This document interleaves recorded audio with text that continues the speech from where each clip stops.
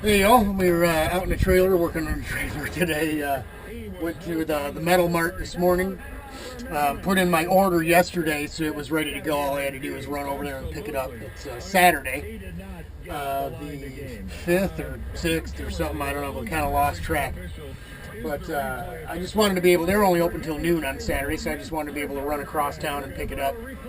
When I ordered it, it was about 2:30 yesterday afternoon, and the traffic on a Friday going across town like So here we are. I've got I let the jack down. I actually had the 2x4 up in here. This is the bow, the roof bow or cross member in question.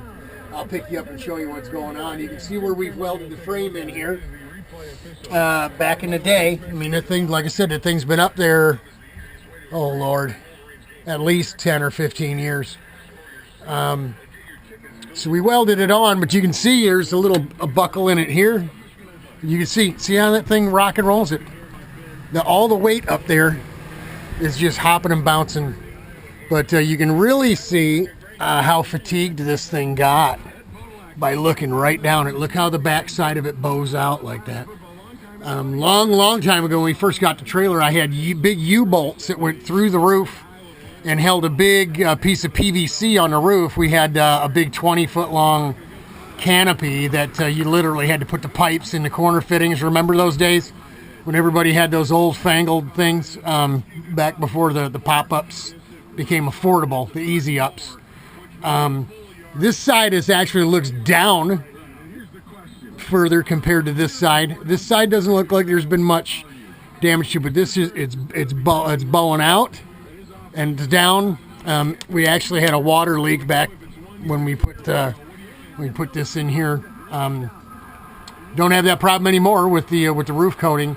But what we're going to do is we'll take these the old vice grip clamps and we'll clamp it and we'll force that thing back into place.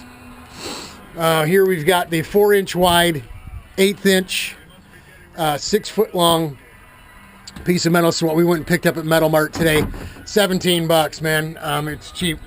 The 6 foot's going to take us from about here to the same spot there. It's a 7-foot trailer, so 6 inches or so from each side. And what we're going to do is take our cutoff wheel from our air tool on our cordless and cut off the heads of these things here. It's a ridiculous setup they do with these utility trailers. Before they put the roof on, the skin on, they screw this piece of wood to the top, and then they put the skin panels on. Well, the heads of these screws are round, just like the ones that are holding the skin on the outside, right? And that head, we noticed when we were doing the roof coating, from flopping and bopping and banging around, literally beats a hole in this sheet metal. So while we were up there putting the coating on, we found 2 or 3 of the spots where the screw heads had kind of put a hole in, so we put tinfoil. It was a wonder the water wasn't running right in on us. Put some tinfoil tape over top of them before we put the silicone on. As thick as that silicone is, it would have just covered it on its own, but I wanted a little something there. Don't like that idea, not at all, not one darn bit, but we're going to remedy that. What we're going to do is take some, I've got some, here's some pieces of it here, the foam that I put up in the old, the sticky back foam sealer, the foam tape that we use to seal up our roof vent. We'll take some pieces and just jam them up in here. But these ones here, there's one on this side and there's one on the back side here. We'll take that cut-off wheel into cordless this way and just, and we'll cut. That's why I kind of broke it loose a little bit. We'll cut it and get it out of there, the head of it out of there, because the metal has to go between this piece of wood and this roof bow. So we'll get it up in there. That's what the lines are for, to center us up, right? And then we'll go ahead and put the wood back in here, and we'll jack this thing up actually as high as we can without doing any damage out here. And then we'll go ahead and start putting little tacks on first, and then little stitches We're not going to weld it solid, but there will be a bunch of probably 1-inch long stitch welds on either side of this thing.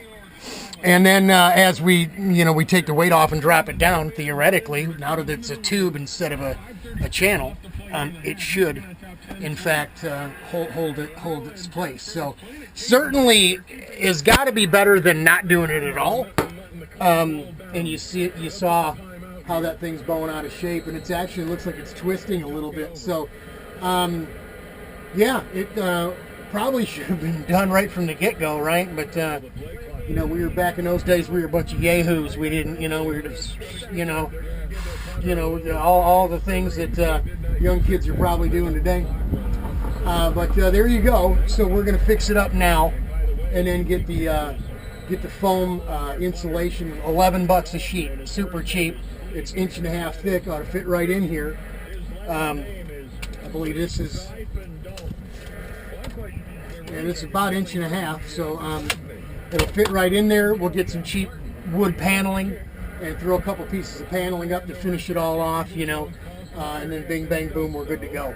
It'll be roasty warm in here in a couple weeks with our nice digital thermostat heater in here, not having to run wide open overtime with the heat going right out the roof anymore. So that'll be nice.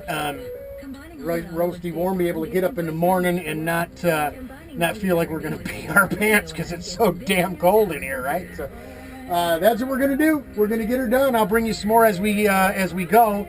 I know what you're thinking. Gee, you put that roof coating on, you're going to burn the daylights out of it. Nah, actually we're not.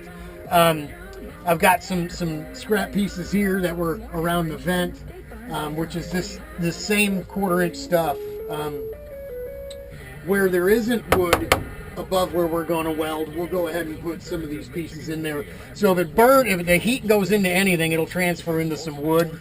It won't transfer into the tin and affect the silicone. And I'll have a bucket of water in here with a rag to be able to and then hit it, right, to get it cooled down. So and we'll go from here to there, back and forth, side to side. We're not gonna run any beads. So that's it. I'll bring you some more as we get her done. The mailman just came and dropped the cylinder off.